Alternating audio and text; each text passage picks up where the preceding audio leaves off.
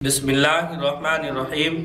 अस्सलामु अलैकुम वरहमतुल्लाहि वबरकातुहू।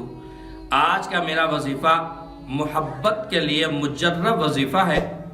ये ऐसा वजीफ़ा है जब आप ये वजीफ़ा करेंगे तो अल्लाह ताला आपके दिल के अंदर मोहब्बत पैदा फरमाएंगे।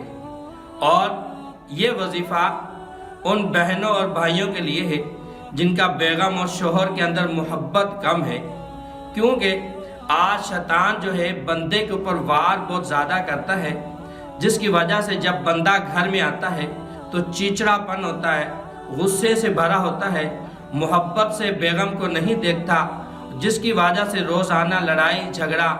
और पहली बात इसमें यह है, जब आपके घर के अंदर लड़ाई और झगड़ा जब बढ़ेगा तो अल्लाह ताला के ज़ात जो रहमत और बरकत है वो आपके घर से उठा लेगी। याद रखें, जिस कारोबार में, जिस घर में या कहीं पर भी लड़ाई झगड़ा हो, अल्लाह ताला सबसे पहले रहमत की निगाह उनसे हटा लेते हैं। तो मेरी बहनें ये करें और मेरे भाई भी ये करें। जब आप ये वजीफ़ा करेंगे तो अल्लाह ताला ज़रूर आपकी मोहब्बत को बरकरार रखेंगे और आपकी मोहब्बत को और ज़्यादा बढ़ाएंगे। आपने क्या करना है, इशा के बाद जब आप पाक बिस्तर पर लेटते वक्त आपने एक वजीफ़ा करना है। एक मरतबा दुरूद पाक पढ़ें। दुरूद पाक पढ़ने के बाद आपने 20 मरतबा अल-मानिउ पढ़ना है। ये इसमें मुबारक अल-मानिउ आपने 20 मरतबा पढ़ना है।